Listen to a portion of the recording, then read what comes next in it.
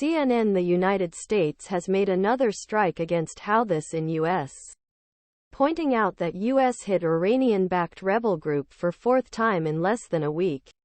One of authorities said that the U.S. used Tomahawk missiles to target approximately 14 Houthi missile launcher used to attack international transport lanes. U.S. strikes. Last week the U.S. led strikes and a handful of allies followed support other allies against Houthis.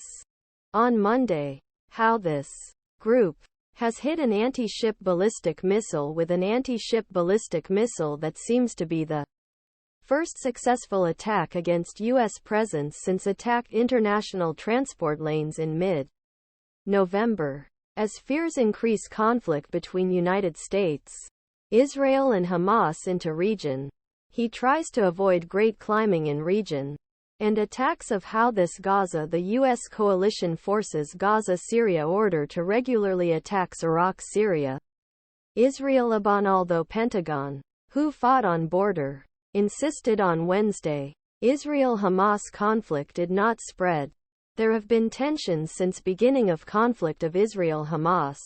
But to answer your question, no. We are now evaluating that struggle between Israel and Hamas continues to be in Gaza, he said.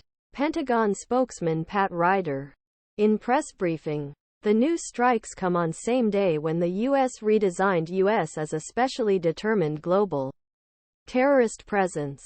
These attacks are clear example of terrorism and a major threat to international law, global trade and humanitarian aid, said senior government official on Tuesday.